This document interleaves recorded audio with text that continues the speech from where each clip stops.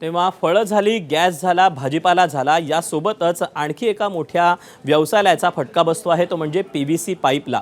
PVC पाईपमध्ये जवळपास 15 ते 18% दरवाढ झाल्याचं शेतकऱ्यांचं म्हणणं आहे. त्यामुळे शेतकऱ्यांसमोर मोठं आर्थिक संकट उभं राहिलेलं आहे. वाढलेल्या दरांमुळे शेतकऱ्यांचं आर्थिक गणित कोलमडलंय. पाणी साठवणूक करणाऱ्या पाणी टाकीच्या दरात प्रति 1000 ते 1,500 रुपयांची दरवाढ झाली आहे. त्यामुळे शेतकऱ्यांसमोर मोठं प्रश्नचिन्ह उभं राहिलं आहे. सध्या इथं पाईपावर 50 ते 100 रुपयापर्यंत भाव वाढलेले आहेत. उन्हाळ्यामुळं शेतातील पिकं काढली आहेत आणि ते पिकं काढल्यानंतर पाईपलाईन करण्याची आवश्यकता आहे. आता हेच टाईम आहे की शेतकऱ्याला याची उसंत मिळते, त्यावेळेतच सिंचनाचं साहित्य घेऊन शेतीसाठी न्यावं लागतं. परंतु 50 ते 100 रुपये भाव वाढल्यामुळं मोठा आर्थिक टंचाईचा सामना करावा लागत आहे. शेतकरी परिस्थिती खराब आहे. अतिवृष्टीमुळं शेतकरी हवालदिल झालेला आहे.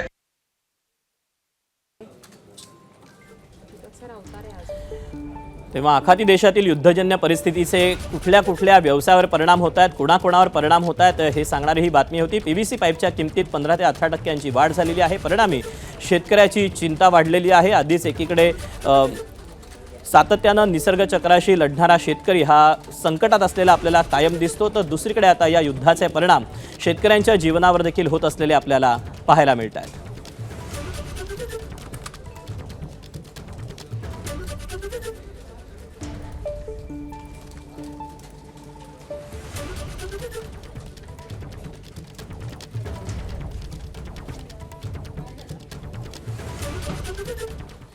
आणि यानंतर वळूया पुढच्या बातमीकडे. ज्याप्रमाणे एकीकडे हे सगळे भाव वाढलेले असताना आता जर तुम्ही घर बांधायचा विचार करत असाल, नवीन घर घ्यायचा जर विचार करत असाल नवीन बांधकामाच्या ठिकाणी, तर तुम्हाला अधिकचे पैसे मोजावे लागणार आहेत. कारण बांधकामासाठी लागणाऱ्या स्टीलचे जे दर आहेत ते सुद्धा पुन्हा एकदा चांगलेच वाढलेले पाहायला मिळतात. 10 दिवसांपूर्वी या स्टीलचे जे दर होते ते प्रति टन 56,500 रुपयावर होते.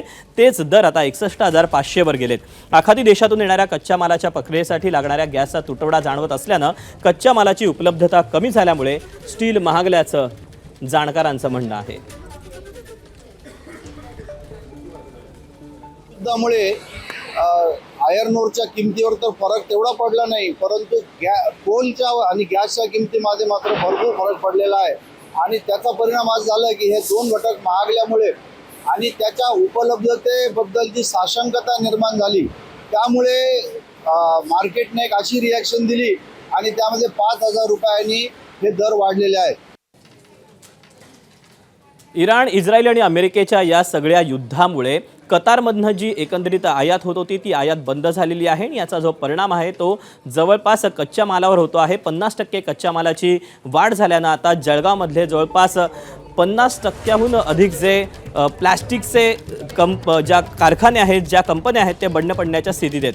कच्च्या मालाच्या किमती वाढल्यानं प्लॅस्टिक उद्योग आर्थिक संकटात सापडल्याचं जळगाव इंडस्ट्री असोसिएशनचे अध्यक्ष रवींद्र लड्ढा यांनी सांगितलेलं आहे.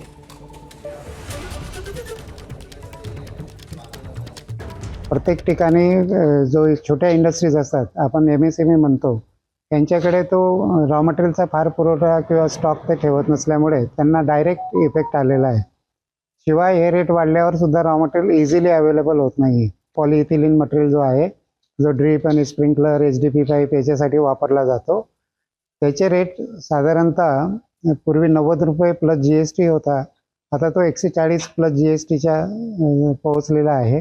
मग सरकारकडनं अपेक्षा काय आहे, तर सरकारने आता त्याच्यावर जो इम्पोर्ट ड्युटी आहे ती कधी वे ऑफ केली तर थोडी रिलीफ मिळेल.